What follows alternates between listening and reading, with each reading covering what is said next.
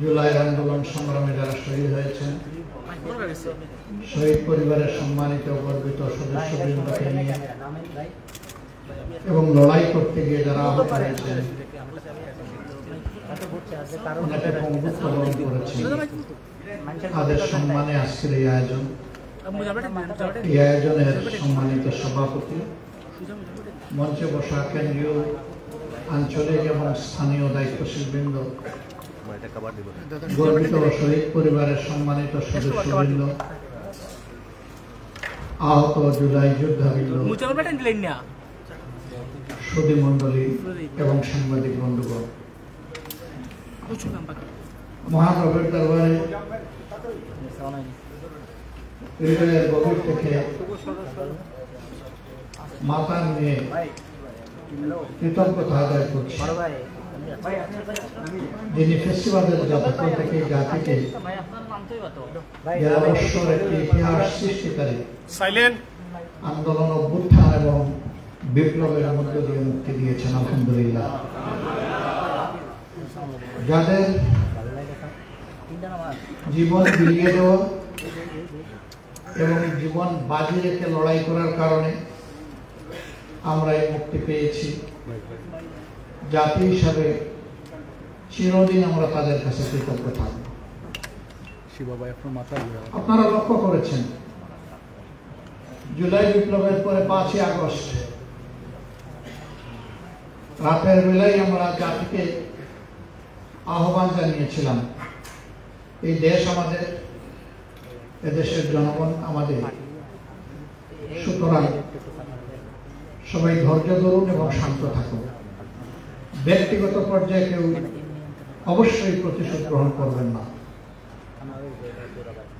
যদি কেউ অপরাধী থাকে তার বিরুদ্ধে আইনের যথাযথ প্রক্রিয়া অনুসরণ করে আশ্রয় নেব আমরা, এবং তার বিচার বাংলার মাটিতে হতে হবে। আলহামদুলিল্লাহ, আফগানিস্তানে পরিবর্তন হয়েছে, টিউনিশিয়ায় হয়েছে, শ্রীলঙ্কায় হয়েছে। আমরা চোখের সামনে এই পরিবর্তনগুলো দেখেছি। পরিবর্তনের পরে ব্যাপক মেসাকার হয়, রক্তের বন্যা বয়ে যায়, সম্পদ ধ্বংস হয়, চতুর্দিকে বিশৃঙ্খলা দেখা দেয়। বাংলাদেশের জনগণ প্রমাণ করেছে সত্যিই তারা দেশপ্রেমিক জনগণ। তার কিছুই বলতে গেলে হয় না। কিছু হলুদ মিডিয়া, বন্ধুরূপী কিছু দেশ,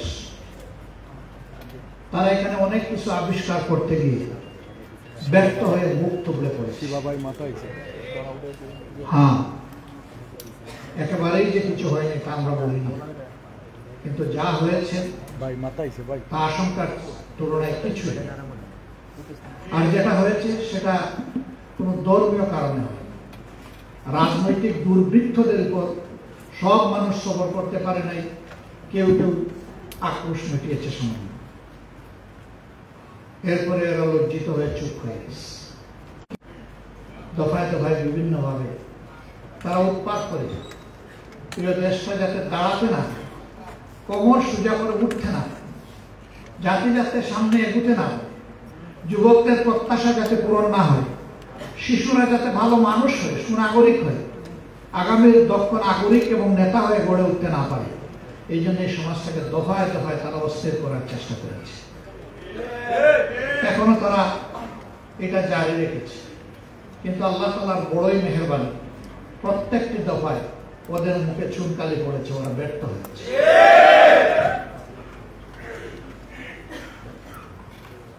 আমরা একটা মজলুম দল, তবে একমাত্র মজলুম দল নয়। বাংলাদেশের সবগুলা বিরোধী দল মজলুম ছিল, আলিম ওলামা মজলুম ছিলেন, সাংবাদিক বন্ধুরা মজলুম ছিলেন, সুশীল সমাজের যারা ন্যায়পন্থী সত্য কথা বলতেন সেই সমস্ত মানুষ মজলুম ছিলেন, এবং সত্যিকার অর্থে 18 কোটি মানুষ মজলুম ছিল।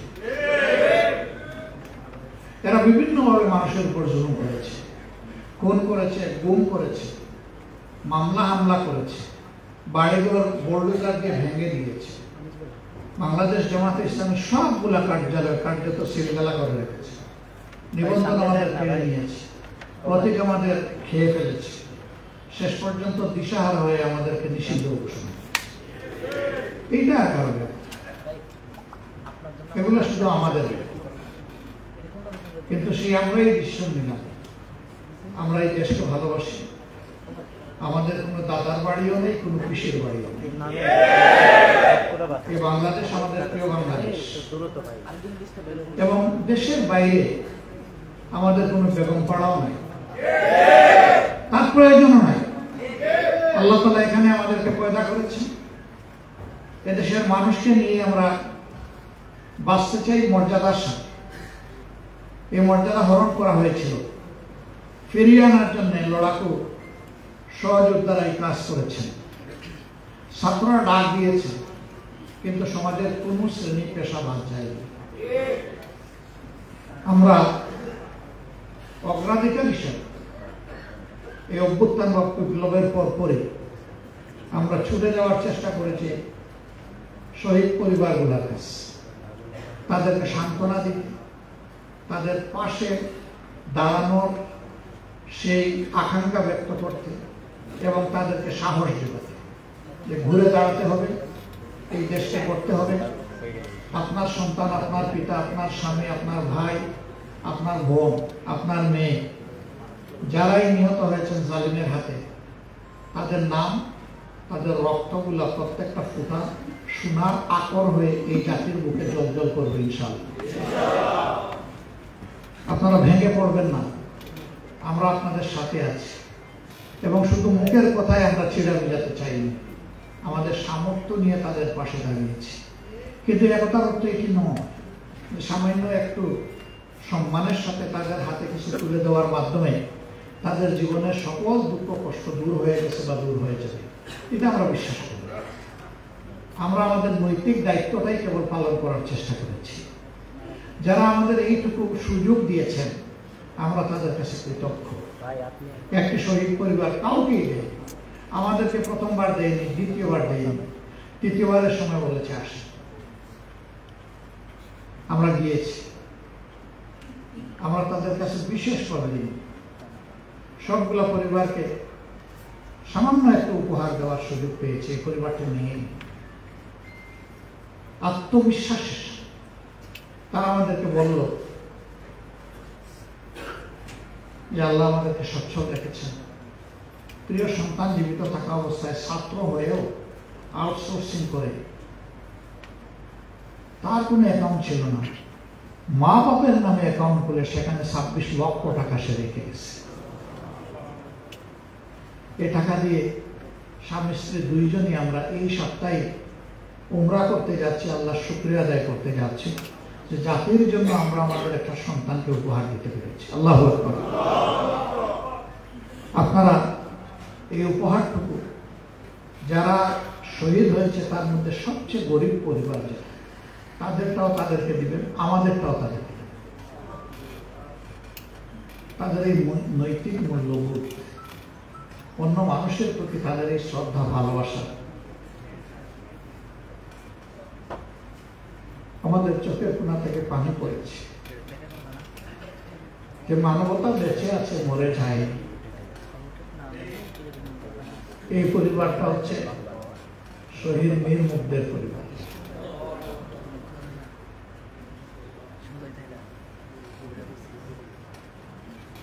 একটা একটা করে যখন শহীদ পরিবারের কাছে যেতে লাগলাম, শেষ পর্যন্ত হিসাবের খাতায় দেখলাম দিন আনে দিন খায় যারা শহীদ হয়েছেন তাদের মধ্যে 70 সেই মানুষ শ্রমিক ছিল, সেটা কম। তাদের কোনো সম্পদ ছিল না দেশের জন্য খরচ করার, আল্লাহর দেওয়া একটা পবিত্র জীবন ছিল, সেটাই আল্লাহ তাআলাকে তারা দিয়ে দিয়েছে। আল্লাহু আকবার। আমরা দল হিসাবে তাদের কাছে কৃতজ্ঞ, জাতির একজন নাগরিক হিসাবে আমরা তাদেরকে বলেছি এই আশা আমাদের শুরু, এটা শেষ নয়। আপনাদের সাথে আমাদের সম্পর্ক নিয়মিত থাকবে ইনশাআল্লাহ। আমরা তাদেরকে এটাও বলেছি আপনাদের সাংসারিক জীবনের কোনো বাকি যদি আপনারা প্রয়োজন ফিল করেন, দেরি না করেন, ইতস্তত না করেন, একটু আমাদেরকে স্মরণ করবেন। আপনাদের যোগাযোগ করতে দেরি হতে পারে, খবর পাওয়ার পরে আমাদের আসতে দেরি হবে না, ইনশাআল্লাহ আমরা আসবো। আপনাদের সুখের সময় আমাদেরকে স্মরণ করলে ভালো, না করলে কোনো অসুবিধা নেই, কিন্তু আপনাদের দুঃখের সময় যেন মেহরবানি করে আমাদেরকে একটু স্মরণ করেন, যাতে এই দুঃখের ভাগটা আমরাও নিতে পারি। এই শহীদ পরিবারগুলো আল্লাহ তাআলার দরবারে দুনিয়া এবং আখিরাতে মর্যাদা লাভ করুক, সীমাহীন মর্যাদা লাভ করুক, আল্লাহর দরবারে এটা দোয়া। আর প্রিয় শহীদদেরকে আল্লাহ তাআলা যারা জীবন দিয়ে এই জাতিকে মুক্তি দিয়ে গেল, আল্লাহ তাআলা তাদেরকে জান্নাতের পাখি হিসেবে কবুল করুন। যারা আহত হয়েছেন, এখানে আর একটা বিষয় বলতে হয় প্রসঙ্গত, ইতিহাস অমলিন, কিন্তু মাঝে মাঝে ইতিহাস মলিন হয়ে যায় এবং উল্টাপাল্টা হয়েছে। এই জন্য এই ইতিহাসকে ধরে রাখার জন্য আমাদের উপরে বহুমুখী চাপ, আমাদের সীমাহীন সীমাবদ্ধতা, তারপরে আমরা সাহস করে আল্লাহর উপর ভরসা করে হাত দিলাম যে আমরা প্রত্যেকটি শহীদের প্রোফাইল অবশ্যই তৈরি করব। প্রথমত 10টা ভলিউম তৈরি করে এটা অবমুক্ত করা হয়েছে, লঞ্চিং করা হয়েছে। এরপরে আরো 2টা ভলিউম আলহামদুলিল্লাহ ইতিমধ্যে পূর্ণ হয়েছে। প্রত্যেকটি শহীদ পরিবারে আমরা চেষ্টা করেছি সেই স্মৃতিকথাগুলো পৌঁছে। আমাদের এই প্রক্রিয়া চলমান আছে, এখনো যা খবর পাচ্ছি আমরা তার কাছে ছুটে যাচ্ছি। তবে শতবার চেক এবং কাউন্টার চেক করব, 100% নিশ্চিত না হওয়া পর্যন্ত আমরা এই বইয়ে কারো নাম তুলে আনছি। কারণ আমরা চাই না একটা বিতর্কিত মানুষ এখানে আসার পরে যেন সমস্ত ইতিহাস মান হয়ে যায়। আপনারা দোয়া করবেন মানুষ ভুল ত্রুটির ঊর্ধ্বে নয়, কিন্তু এই সেন্সিটিভ বিষয়টা আল্লাহ যেন আমাদেরকে বিশেষভাবে সাহায্য করে। অনেকে অবাক হয়েছে এই স্বল্প সময়ে মাত্র 6 মাসের ভিতরে আপনারা এই অসাধারণ কাজটি কিভাবে করলেন। আমি বলি যে আপনাদের দোয়া ছিল আর সকলের সহযোগিতা ছিল, বিশেষ করে আল্লাহ তাআলার সাহায্য ছিল, এই জন্য সম্ভব হয়েছে। আমরা এবার আমাদের আহত পঙ্গু ভাই বোনদের ব্যাপারে হাত দিয়েছি, তারও 2টি ভলিউম ইতিমধ্যে সম্পন্ন হয়েছে। আমার ধারণা এটা 50 ভলিউমের উঠতে হবে। আমরা থামবো না ইনশাআল্লাহ, আমরা খুঁজে খুঁজে সবাইকে বের করব এবং তাদেরকে ইতিহাসের পাতায় তুলে আনবো। এই কাজটি কোনো দলের ছিল না, এটা সরকারের ছিল। আমরা বিস্মিত, আমরা অবাক, সরকার কেন এই কাজ করে নেই অথবা করার কোনো আগ্রহ পর্যন্ত তারা প্রকাশ করে না। এই সরকার তো রক্তের উপর বসা, শহীদ এবং আহত ভাই বোনদের রক্তের উপর বসা। শহীদ পরিবারের কাছে তারা যাবেন, অনেক আশার বাণী তারা শুনিয়েছেন। কতটুকু গিয়েছেন না গিয়েছেন এই ব্যাপারে আমি কথা বলতে চাই। এর বাস্তব সাক্ষী হচ্ছে শহীদ পরিবার। আহতদের চিকিৎসার নিশ্চয়তা দিয়েছিলেন, কিন্তু আহতরাই তার সাক্ষী, তারা সেই নিশ্চয়তার ওয়াদা পূরণ করতে পারেননি বা করেননি। এই ক্ষেত্রে বারবার আমরা তাকড়া দেওয়া সত্ত্বেও তাদেরকে আমরা দুর্বল দেখতে পেয়েছি। একটা দল হিসাবে আমরা 3টা দেশকে অনুরোধ করেছিলাম, আপনারা মেহরবানি করে এগিয়ে আসুন। আপনাদের সামর্থ্য আছে এবং স্বাস্থ্য সেবায় আপনারা আমাদের চেয়ে বহু অগ্রসর হয়ে আছে। এর মধ্যে 2টা দেশ চমৎকারভাবে সাড়া দিয়েছে। তারা তাদের মেডিকেল টিম পাঠিয়েছে, 1 মাস 1.5 মাস এখানে থেকে তারা যতটুকু পেরেছে তারা সেবা দিয়েছে। আমরা বলাই যদি এতটুকু হয়, সরকার বললে তো 50টা দেশ এখানে আসছে। সরকার বললে তো 50টা দেশ ভাগ করে নিয়ে যেত। যারা চোখ হারিয়ে অন্ধ, এক চোখ নষ্ট হয়েছে, আরেক চোখ তার ঝুঁকিতে পড়েছে, অন্তত তার বেঁচে দেওয়া চোখটা তো সুস্থ হয়ে যেত। কিন্তু সেই ক্ষেত্রে প্রচন্ড ঘাটতি। সরকারের ভালো কাজে অবশ্যই আমাদের সমর্থন থাকবে, কিন্তু সরকারের যে জায়গায় দুর্বলতা সেই জায়গায় আমরা ছাড় দিয়ে কথা বলার মানুষ নয়। সত্য কথা আমাদেরকে বলতেই হবে। কতটুকু এই সরকার করতে পারবে বা করবে আমরা জানি না, কিন্তু আমাদের দাবি চলমান থাকবে। আমরা আমাদের সীমিত সামর্থ্যের জায়গা থেকে যতটুকু পারি আমাদের ভাই বোনদের পাশে দাঁড়িয়েছি। আমাদের কর্তব্য দুটো আমরা নির্ধারণ করেছি, একটা পরিবারের পাশে দাঁড়ানো, আর একটা খুনিদের বিচার নিশ্চিত করা। এই জন্য মূল থেকে এই দাবি আমরা জোরালো করে তুলে ধরেছি। সারা দেশে আমরা আমাদের আইনজীবীদেরকে অনুরোধ করেছি, খুনিদের পক্ষে আপন ভাই হলেও কেউ দাঁড়াবেন না, আদালতে কেউ দাঁড়াবেন না। দুই এক জায়গায় একটু বিচ্ছিন্ন হয়েছে, সাথে সাথে আমরা গলা চেপে ধরেছি যে আপনার এই সম্পর্ক কি জাতির দায়িত্ববোধের চাইতে বড়? কেন আপনি এটা করতে গিয়েছেন? তারা লজ্জিত অনুতপ্ত হয়ে ক্ষমা চেয়েছে। এই ক্ষেত্রে আমাদের অবস্থান জিরো টলারেন্স। সম্মানিত ভাই বোনেরা, বাংলাদেশ আমাদের সকলের, এই দেশকে বুকে নিয়ে বাঁচতেছে এবং আল্লাহ যদি কবুল করেন এই দেশেই মরতে চাই। আমরা রাজনীতির ঝুঁকি আসলে দেশ ছেড়ে চলে যেতে চাই না। কোথায় যাব? আমরা কোনো দুনিয়ার বেহেশত কামনা করি না, আমরা আল্লাহ তাআলার কাছে সত্যিকারের বেহেশত পেতে চাই। সুতরাং আমরা বিশ্বাস করি মৌত যদি আমাকে ঝাঁপতে ধরে, আল্লাহর যদি ফয়সালা হয়ে যায়, কোন দেশ কোন শক্তি আমাদেরকে রক্ষা করতে পারবে না। আর যদি আল্লাহ তাআলার প্রোটেকশন থাকে, হেফাজত থাকে, কোন দেশ ব্যক্তি শক্তি আমাদের কোন ক্ষতিও করতে পারে। এই বিশ্বাস, এই বুধের জায়গা থেকে আমরা 15.5 বছর বাংলাদেশের মাটি কামড়ে এখানে পড়েছি, দেশ ছাড়িনি। আমাকে পার্সোনাল, আমার বন্ধু বান্ধব, সমবেতী, শুভাকাঙ্ক্ষী অনেকেই বলেছেন কৌশলের অংশ হিসাবে আপনি চলে আসেন, এখান থেকেও আপনি সাহায্য করতে পারবেন, নেতৃত্ব দিতে পারবেন। আমি বলেছি একটা নামাজের জামাত শুরু হয়েছে, লোকেরা সেজদায়, আর আমি মেহরাবের জানালা দিয়ে পালিয়ে যাব, আমি সেই লোক নই। আমার জন্য দোয়া করেন, আমি যেন এখানেই থাকতে পারি। এটা শুধু আমি না, আমার অনেক সহকর্মীর ব্যাপারে এ ধরনের অফার এসেছে। কোনো কোনো দেশ আমাদেরকে বলেছে আপনারা আসুন, আমরা আপনাদেরকে বুক পেতে নেব এবং আপনাদের নিরাপত্তা আমরা দেব। আমরা বলেছি আপনাদের বুকের বিছানায় জায়গা চাই, কিন্তু নিরাপত্তা আল্লাহ তাআলার কাছে চাই। সম্মানিত ভাই বোনেরা, বিশেষ করে শহীদ পরিবার এবং আহত যারা, আমরা কথা দিচ্ছি, জানি না আল্লাহ তাআলার ফয়সালা কি হবে।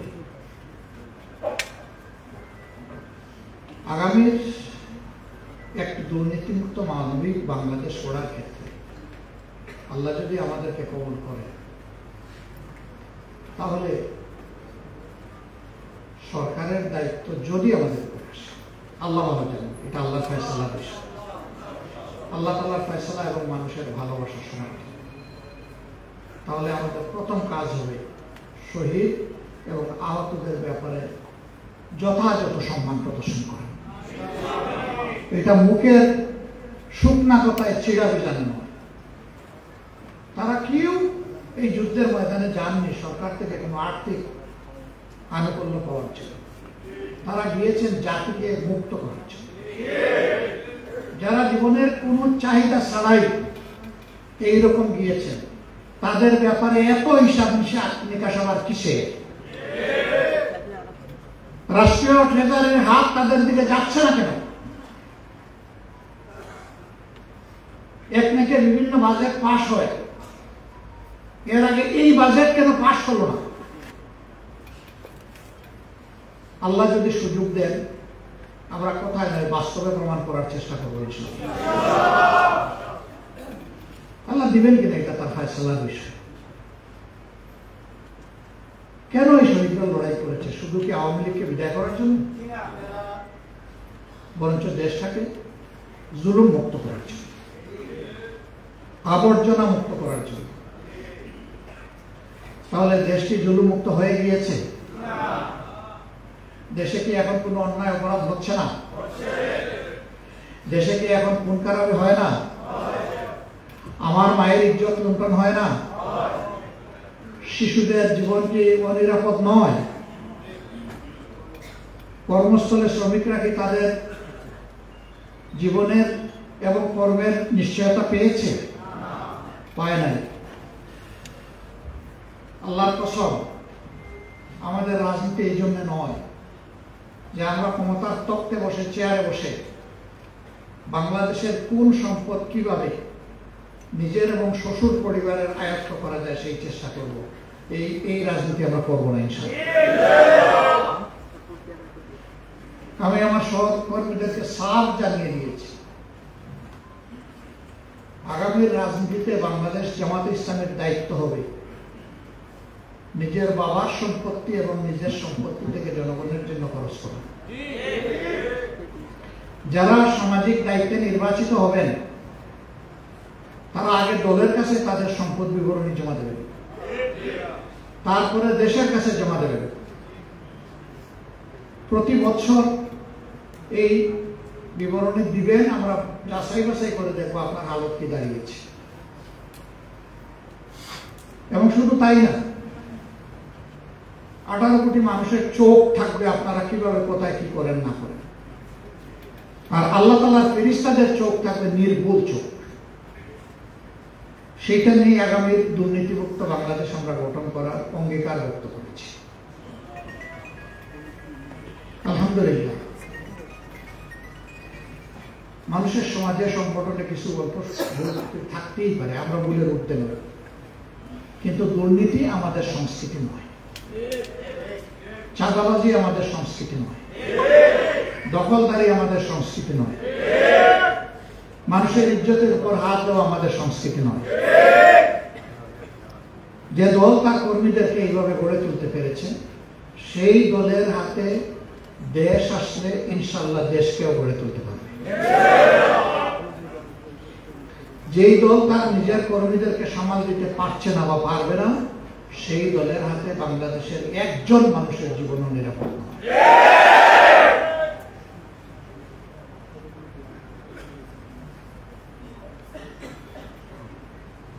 বিভিন্ন জায়গায় যখন যাই, সমাজের চরম অসঙ্গতি দেখতে পাই। আমাদের এই সিলেট শহর, সিলেটকে ধরে নেওয়া হয়েছে বাংলাদেশের মধ্যে সামর্থ্যবান একটা এলাকা আর্থিক দিক থেকে, কিন্তু এখানে কি নিম্ন আয়ের মানুষ নাই? এখানে কি বস্তি নাই? এখানে কি আমাদের পরিচ্ছন্নতা কর্মীদের অস্বাস্থ্যকর পরিবেশ বসবাস করার সেই কুটিরগুলা নাই?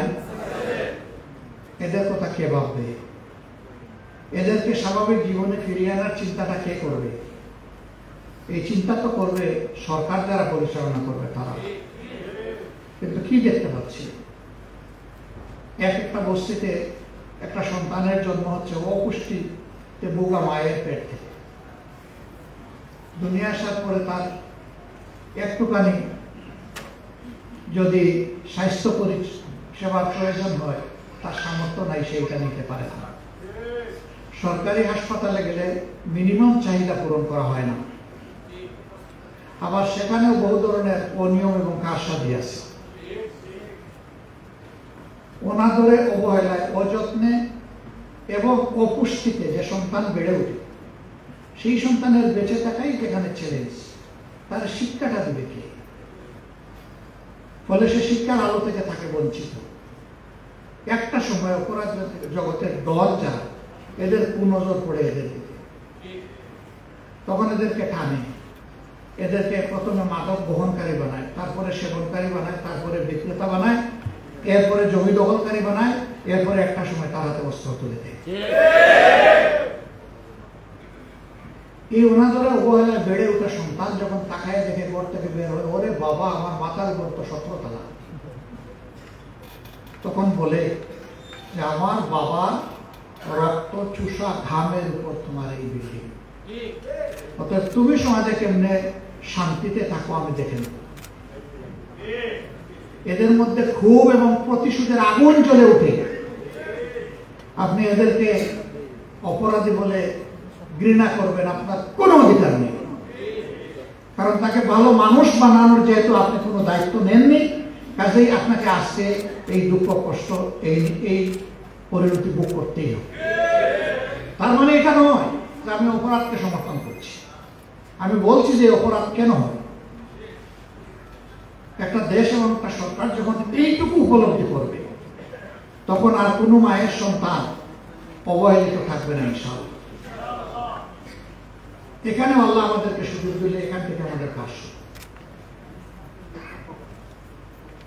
সমাজকে আজকের যে শিশু, আজকেই তো সে কিছু দিবে, তাহলে এখন থেকে ইনশাআল্লাহ ভালো মানুষ হিসাবে গড়ে ওঠার জন্য ন্যূনতম যে সাপোর্টটা দরকার সেটা দিতে হবে, দেওয়া হবে। চা বাগানের শ্রমিক, সিলেট তো চা বাগান সমৃদ্ধ এলাকা, আমি তাদের সাথে বসেছি। এদের আসলে মুখের দিকে তাকানোই যায় না। এরা কি মানুষ নয়? তাদের কি সম্মানজনকভাবে বেঁচে থাকার কোনো অধিকার নেই? অবশ্যই আছে। কিন্তু যখন তারা তাদের ন্যায্য দাবিতে কোনো কিছু করে বলে, আন্দোলন করে, সরকার তখন পুলিশ দিয়ে সাহায্য করে আর তাদেরকে মালিকের উপরে চাপায় দেয়। এরা কি মালিকের নাগরিক না এই দেশের নাগরিক? যদি দেশের নাগরিক হিসাবে সরকার আমার পিছনে টাকা পয়সা খরচ করে, তাহলে চা বাগানের শ্রমিক আমার ভাই এবং বোনের পিছনে টাকা পয়সা খরচ করবে না কেন? তাকে শুধু মালিকের দিকে ঠেলে দেওয়া হবে কেন? এইভাবে মালিকের দিকে ঠেলে দিলে তো তারও সেই সাম্রাজ্য ভেঙে পড়বে, সে তো সামাল দিতে পারবে। আমাদের চা শিল্প একজন এখন রুগ্ন শিল্পে পরিণত হয়েছে, অথচ স্বাধীনতা পূর্ব বাংলাদেশে এটি ছিল আমাদের প্রধান রপ্তানি পণ্য। আজকে কেন এই অবস্থা হলো? এই অবস্থা হয়েছে ওই সমস্ত যন্ত্রণাগুলো মিলে এবং দায় দায়িত্বহীন সরকারি অব্যবস্থাপনা। পৃষ্ঠপোষকতা নাই, ব্র্যান্ডিং এর কোনো চিন্তা নাই, এটাকে জাগিয়ে তোলার, সামনে এগিয়ে নেওয়ার কোনো চিন্তা নেই। সমাজের প্রত্যেকটা সেক্টর এইভাবে তছনছ হয়ে আছে।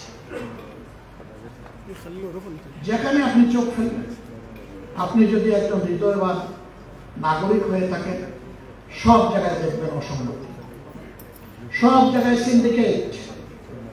সিন্ডিকেটের কবলে পড়ে সাধারণ জীবনের মানুষের জীবন অতিষ্ঠ। এই যে সাধারণ জিনিসপত্রের যে মূল্য, দ্রব্য মূল্য, যেটা যদি সিন্ডিকেট বন্ধ হয়ে যায়, মিনিমাম 40% দাম অটোমেটিক্যালি কমে যাবে। তাহলে যারা সিন্ডিকেট করে, যারা চাঁদাবাজি করে জিনিসপত্রের দাম বাড়ায়, তারা আসলে ভিক্ষুকের চাইতে আরো নিকৃষ্ট। আরে ভাই, ভিক্ষা তো হারাম না, ভিক্ষা তো হালাল। দায়ে থেকে আপনি ভিক্ষা করলে আল্লাহ তো সেই সুযোগ দিয়েছেন, এটা হালাল তো। যদি ওরকম পেটের অবস্থা দাঁড়িয়ে যায়, আপনি ভিক্ষা করেন। কিন্তু আপনি সিন্ডিকেশন কেন করবেন? আপনি কেন চাঁদাবাজি করবেন? এটা আমি কোন দলকে নির্দিষ্ট করে বলছি, এরকম চরিত্র যে সমস্ত ব্যক্তির, আমি তাদেরকে বলছি। এখন তিনি যদি কোনো দলের সদস্য কিংবা নেতা হন, আমার কিছু করার নেই। সাফসফা কথা এই সমাজের স্বার্থে বলতেই হবে। সম্মানিত ভাইয়েরা, বিভিন্ন দেশ বিদেশ যখন ঘুরাই, এ কথাটা আমি আগেও বলেছি, সেই দেশের যাদের সাথে বসি, রাষ্ট্রীয় পর্যায়ে এবং বেসরকারি পর্যায়ে, তাদেরকে যখন বলি যে আমাদের দেশের ব্যাপারে তোমাদের কি পরামর্শ, কি পর্যবেক্ষণ, ওই যে তোমাদের জাতি খুব চমৎকার একটা জাতি। কিভাবে? ওই যে তোমাদের জাতির লোকগুলো আমাদের দেশে যারা আছে, তাদের সার্ভিসের উপর আমাদের সমাজে গিয়ে যাচ্ছে, কিন্তু তোমাদের নেতৃত্বের দুর্নীতির কারণে তোমাদের দেশ আগাচ্ছে। এই জায়গাটা যদি তোমরা ঠিক করে ফেলতে পারো, তাহলে তোমাদের জাতি ম্যাক্সিমাম 20 থেকে 25 বছরের ভিতরে বুক উঁচু করে, মাথা উঁচু করে দাঁড়িয়ে থাকা একটা জাতি হয়ে যাবে। আমরা বলেছি একটা যুদ্ধ হয়েছে ফেসিবাদের বিরুদ্ধে, ইনশাআল্লাহ আরেকটা যুদ্ধ দেশবাসীকে সাথে নিয়ে আমরা করবো দুর্নীতির বিরুদ্ধে।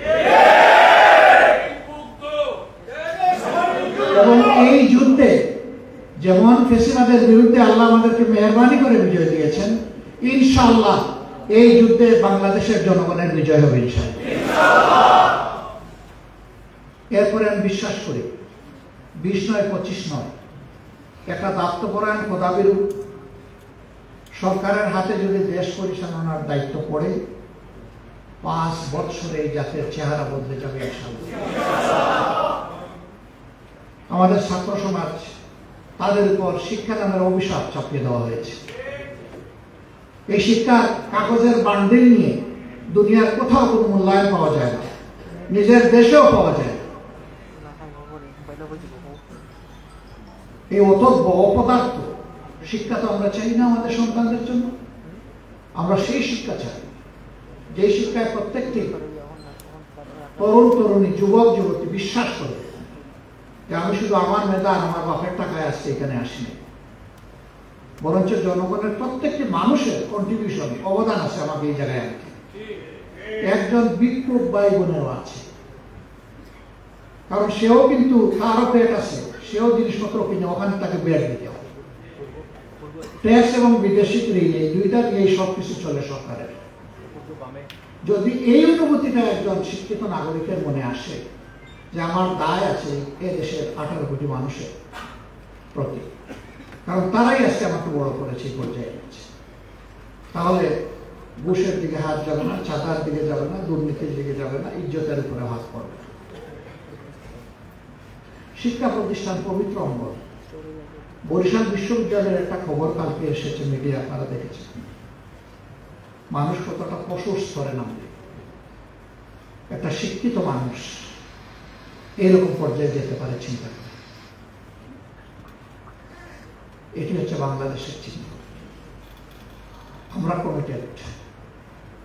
আল্লাহ তাআলা আবার দায়িত্ব দিলে আমরা যুব সমাজের বুকের ভিতরে নৈতিক শিক্ষা এবং দুনিয়ার সবচেয়ে উন্নত বৈষয়িক শিক্ষা ঢুকাবো ইনশাআল্লাহ। এরা প্রত্যেকে একজন দেশ পড়ার কারিগর হবে। সে দেশে থেকেই সার্ভিস দেবে আর দেশের পক্ষ থেকে বিদেশে গিয়ে সার্ভিস। আমাদের 15 কোটি মানুষ প্রবাসী হিসাবে বিদেশে আছে।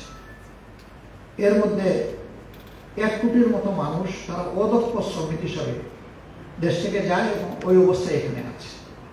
ইলপে খুবই অল্প আয় করে, খেয়ে না খেয়ে দাঁতে কামড় দিয়ে বাঁচি এদেশের অর্থনীতিকে যেমন তাজা রেখেছে, পরিবারটাকে তেমন লুক আফটার করে।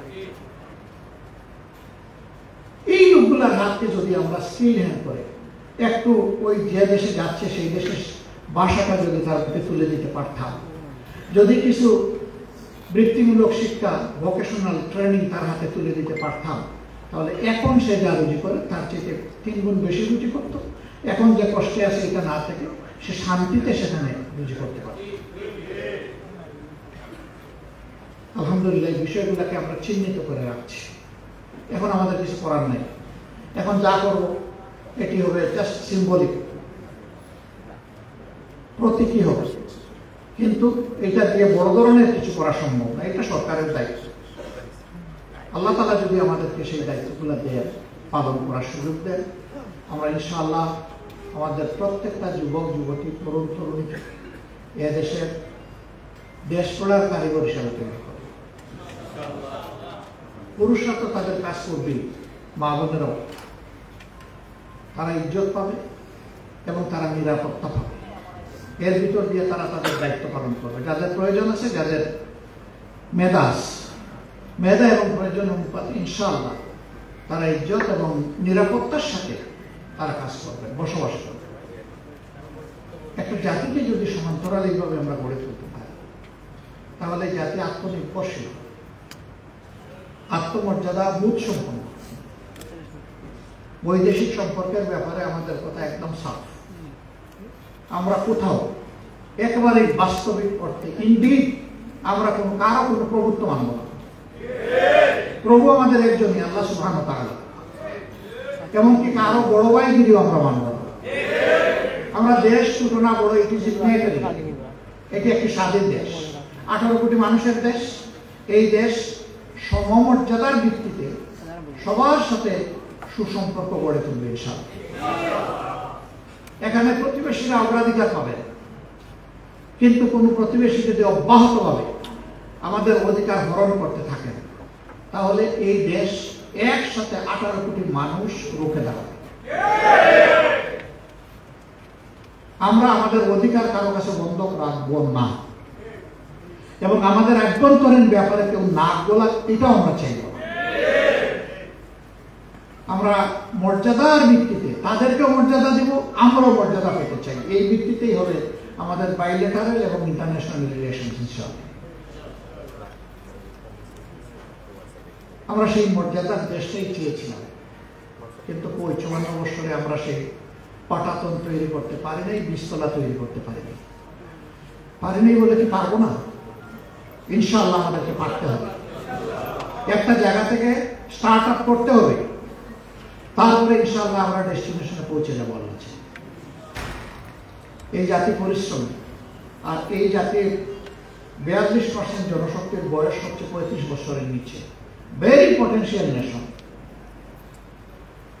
বহু দেশে এখন 40%-এর উপরে হয়ে গেছে বৃদ্ধ মানুষের সংখ্যা। আমাদের সমাজে পটেনশিয়াল ম্যান পাওয়ার আছে, কেন আমরা পারবো না? ইনশাআল্লাহ। শুধু আমাদের চরিত্রের ক্রাইসিসটা যদি আমরা দূর করতে পারি, তাহলে আমরা একটা আলোকিত দেশ এবং জাতি করতে পারব। সম্মানিত ভাইয়েরা, আপনারা দোয়া করবেন আমার পিছনে। আমি সেদিন বক্তৃতা দিতে গিয়ে 2বার জ্ঞান হারিয়েছি। প্রথমবার হারানোর পরে, দ্বিতীয়বার জ্ঞান ফিরে পাওয়ার পরে আমি চিন্তা করেছি যে আমার পর যে দায়িত্ব, আমি জাতিকে এটা সমঝাবো, কথা আমি বলবো, আল্লাহ যেন আমাকে তৌফিক দেয়। তৃতীয়বার চেষ্টা করলাম, আবার পড়ে গেলাম, চোখ অন্ধকার হয়ে আসে, মাথা ঘুরতে থাকে। এরপরে যখন আমি বসলাম, তখন আমার সহকর্মীরা বারবার আমাকে অনুরোধ করেছে, আপনি আর কথা বলবেন না। আমি বলেছিলাম, আল্লাহ যতক্ষণ আমাকে জীবিত রাখবেন, কথা আমাকে বলতেই হবে। লড়াই আমরা চালিয়ে যাব মানুষের মুক্তির জন্য, যত সময় পর্যন্ত আল্লাহ আমাদেরকে হায়াত দিয়েছে। আমরা থামবো না ইনশাআল্লাহ। হ্যাঁ, জামাতে ইসলামী একাই দেশ বদলাতে পারবে না, করতে পারবে না। এখানে সারা দেশবাসীর সহযোগিতা আমাদের প্রয়োজন হবে। সকল দল মতের ধর্মের মানুষের সহযোগিতা আমাদের প্রয়োজন হবে। আমরা মানুষকে মানুষ হিসেবে দেখার পক্ষে, সম্মান দিয়ে দেখার পক্ষে, সকল মানুষের প্রতি ভালোবাসা অন্তরে ধারণ করার পক্ষে। আমরা নিজেদের অবস্থান থেকে দায়িত্বহীনভাবে সমাজের সকল শ্রেণী পেশার মানুষকে এই মেসেজ, এই বার্তা দিতে চাই। সততা, স্বচ্ছতা, দেশপ্রেমের পথে আমরা চলব অবিরত খরস্রোতা নদী হয়ে ইনশাআল্লাহ। কিন্তু এর বিপরীত দ্বারায় যারা চলবেন, তাদের নদীর স্রোত যত প্রবল হোক, ইনশাআল্লাহ আল্লাহ তাআলার শক্তি নিয়ে আমরা তা থামিয়ে দেব ইনশাআল্লাহ। ওটা চলতে দেব না। আগামী নির্বাচন এই জাতির প্রত্যাশা। 3 নির্বাচনে মানুষ তাদের অধিকার প্রয়োগ করতে পারেনি, এবং মনের মতো দল কিংবা ব্যক্তিকে তারা বাছাই করে নিতে পারে। আমরা আশা করি আগামী বছরের প্রথমাংশে এই নির্বাচনটা অনুষ্ঠিত হবে এবং হওয়া উচিত। এর সাথে আমরা এটাও বলেছি যে যদি প্রয়োজনীয় বেসিক সংস্কারগুলো করা না হয়, আর যদি আগের মতোই নির্বাচন হয়, এই নির্বাচন জাতির জন্য আরেকটা দুঃখ এবং বেদনার কারণ হবে। আমরা এটা দেখতেও চাই না, আমরা এটা হতে দিতেও পারি না। এই জন্য প্রয়োজনীয় সংস্কার আর অপরাধীদের বিচার। আমরা জানি সব বিচার এই সময়ের ভিতরে শেষ করা সম্ভব নয়, কিন্তু বিচারের ক্ষেত্রে আমরা সরকার এবং বিচার বিভাগের আন্তরিকতাটা দেখতে চাই। আমরা দৃশ্যমান কিছু দেখতে চাই। 2-4টা হলেও শীর্ষ অপরাধীদের শাস্তির ব্যাপারটা আমরা দেখতে চাই। এরপরে এই ধারা চলমান থাকবে। যারা পরবর্তী পর্যায়ে দেশের শাসন ক্ষমতায় আসবেন, তাদের নৈতিক দায়িত্ব হবে এই বিচারকে চালিয়ে নেওয়া এবং এটাকে সমাপ্তির দিকে নেওয়া। যদি কেউ ধানাই পানাই করেন, মনে রাখবেন যুবকরা রাস্তা চিনে ফেলেছে। আগামীতে আমি করি আর আপনি করেন, ধানাই পানাই করলে এই যুবকরা আপনাকে আমাকে ছাড় দেবে না। যুবকরা মনে করতে পারে যে আপনি তো একটা বয়সে এসে গেছেন, আমাদের উপরে সব দিয়ে দিলেন, লড়াই কি আমরাই শুধু করব? না না, আমি সবসময় যুবক ভাইদেরকে বলি, আমি আসলেই তোমাদের ভাই এবং সহযোদ্ধা। তোমাদের সাথেই আছি ইনশাআল্লাহ। এবং সেই লড়াই আমি পিছনের কাতারে আস্তে আস্তে হাঁটবো না, তোমাদের হাতে হাত ধরে ইনশাআল্লাহ সামনেই থাকবো আল্লাহ। এটা শুধু আমার অবস্থান নয়, এটা আমাদের দলের অবস্থা। সম্মানিত ভাইরা, দেশের যুব সমাজ যখন জেগে থাকে এই জাতি হারিয়ে যায় না, এই জাতি পথ খুঁজে পায়, মুক্তির পথ। আমরা আমাদের যুব সমাজকে নিয়ে খুবই আশাবাদী। আমরা এই যুব সমাজকে অন্তরের মধ্যে ভালোবাসা এবং শ্রদ্ধায় দাঁড়াবো। শ্রদ্ধা এই কারণে, এই জাতির মুক্তির লড়াই আমরাও করেছি, কিন্তু ফিনিশিং আমাদের হাতে হয়নি, হয়েছে আল্লাহ তাআলার মেহেরবানিতে ওদের হাতে। অতএব তারা এই শ্রদ্ধা পাবে এই জাতির কাছ থেকে, এটা তাদের পাওনা, আমরা দিয়েই যাবো, যে যাই মনে। আমাদের কম বেশি কিছু অংশগ্রহণ তো ছিল, কি ছিল না ছিল মানুষই বলে, আমরা নিজের মুখে বলতে চাই না। কিন্তু আপনারা সাক্ষী, কখনো আমরা দাবি করি নাই যে এই আন্দোলনে আমাদের এই অবদান আছে। আমরা এই আন্দোলনের বুদ্ধিভিত্তিক অথবা কর্মগত মাস্টারমাইন্ড কখনো কি আমরা বলেছি? নেভার। আমরা বরঞ্চ এটাকে অস্বীকার করেছি যে যদি একজনকে দুইজনকে মাস্টারমাইন্ড বলেন তাহলে বাকিদেরকে তো আন্ডারমাইন্ড করা হবে। আমরা তো কাউকে আন্ডারমাইন্ড করতে চাই না, আমরা প্রত্যেক যোদ্ধাকেই সম্মান জানাতে চাই এবং কালেকটিভলি সকল যোদ্ধারাই হচ্ছেন আমাদের মাস্টারমাইন্ড, কোনো একক ব্যক্তি নয়। ইনশাআল্লাহ আমাদের লড়াই চলবে, সাথে এই সাংবাদিক বন্ধুদেরকে আমরা পাবো আশা করি চলার। আমাদের সব কথা সবার পছন্দ নাও হইতে পারে এবং সব কথা সঠিক নাও হইতে পারে।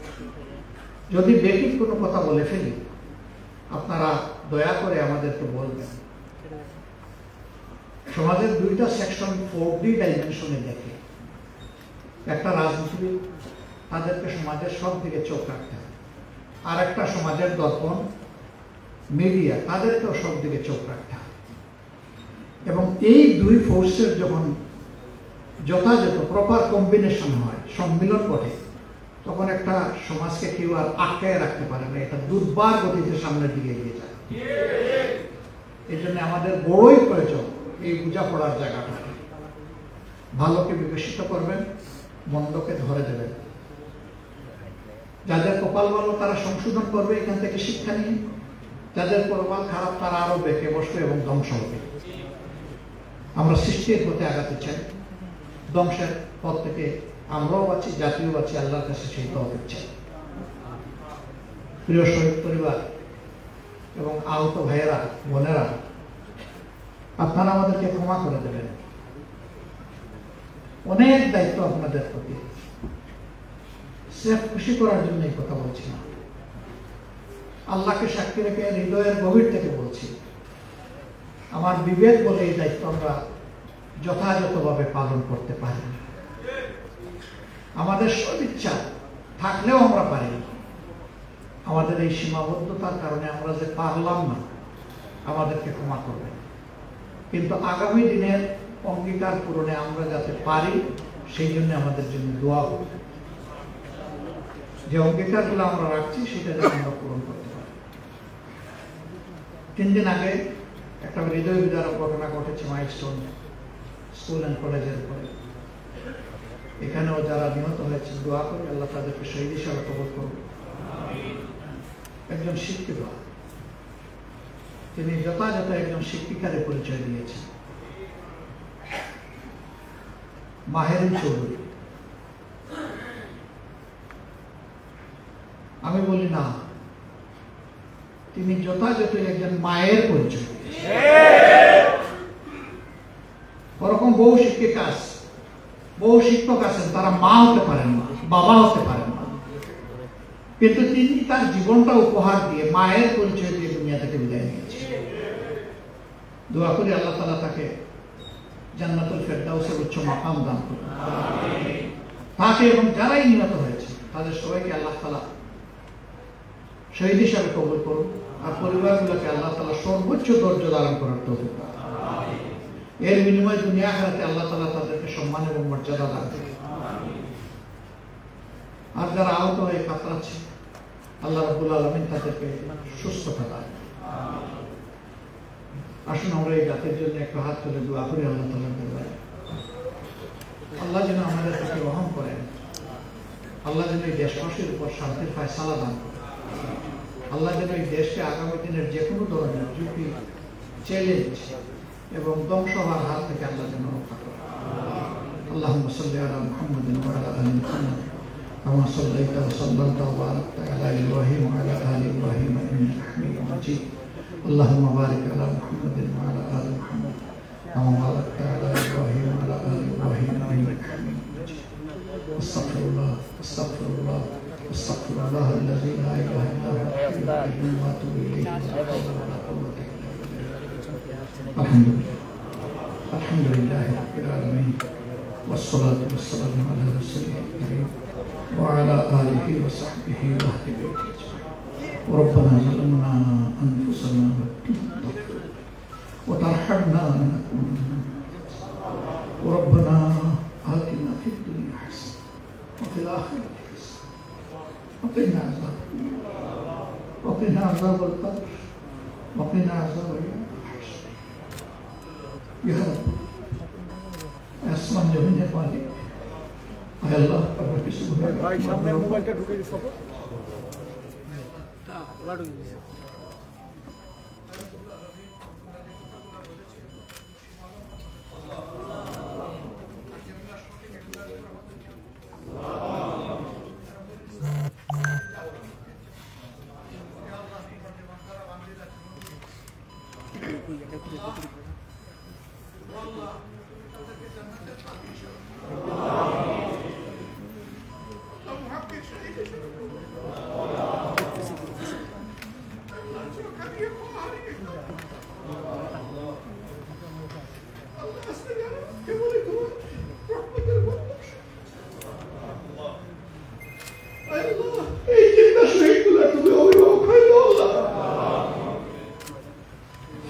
আল্লাহ এই জাতিকে মুখ দাও, কৃতজ্ঞতা বোধ দাও। আমরা যেন তাদের ঋণ পরিশোধ করতে পারি এই শক্তি আমাদেরকে দাও আল্লাহ।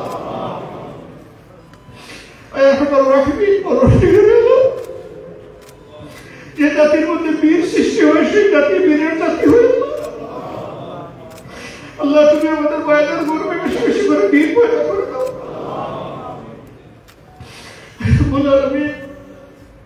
আমাদের স্মরণকালের ইতিহাসে 47, 52, 71, 24 বিভিন্ন ভাগে যারা জীবন দিয়েছেন জাতির জন্য, মানুষের মুক্তির জন্য, আল্লাহ সবগুলো মানুষকে তুমি ক্ষমা করে দাও আল্লাহ। ইমান নিয়ে যারা দুনিয়া থেকে বিদায় নিয়েছেন কমসে কম তাদের সবাইকে শহীদ হিসাবে দাও আল্লাহ। সকলের অবদানের স্বীকৃতি কেউ না দাও আল্লাহ, তোমার হাজারা থেকে তোমার ব্যবস্থা করো আল্লাহ। এই শহীদ পরিবার আহত ভাই বোনদেরকে দায়িত্ব এই জাতির ঘাড়ে পড়েছে আল্লাহ। আমাদের ঘাড় গুলোকে তুমি প্রশস্ত মজবুত করে দাও আল্লাহ। আল্লাহ আমরা যেন এই বল বহন করতে পারি, তুমি সহজ করে দিও আমাদের এই মান আল্লাহ। এদের রক্তের বিনিময়ে দেশটাকে তুমি নিরাপত্তা দাও আল্লাহ। এই দেশের স্বাধীনতা সার্বভৌমত্বকে আল্লাহ নিয়ে করেন শাসক এই দেশবাসীকে তুমি দান করো আল্লাহ। জনকল্যাণকামী সরকার এই দেশের জনগণকে তুমি উপহার করো আল্লাহ। আখের তোমার বিধানের চেয়ে উত্তম কোনো বিধান হয় না ওল্লাহ, তোমার কোরআনের বিধান আল্লাহ। আজকে যারা হাত তুলেছে আমি গভীরভাবে বিশ্বাস করি এর মধ্যে সবচেয়ে বড় গুনাহগার আমি আল্লাহ। এই মজলিসে শহীদ পরিবারের সন্তানরা আছে, তোমার অনেক নেক বান্দাবান্দি আছে যাদেরকে তোমার পছন্দ হয়, তাদের উসিলায় আমাদের সবার দোয়া তুমি কবুল করো। ربنا تقبل منا انك انت السميع العليم وتب علينا يا مولانا انك انت التواب الرحيم. سبحان ربك رب العزة عما يصفون وسلام على المرسلين والحمد لله رب العالمين. মিটিং কই শেষ হয়নি, সভাপতির কথা আছে, একটু শুনে যাবেন। আসসালামু আলাইকুম দাদা। ভিডিওটা শেষ বেটাই ভিডিওটা শেষ দিচ্ছি।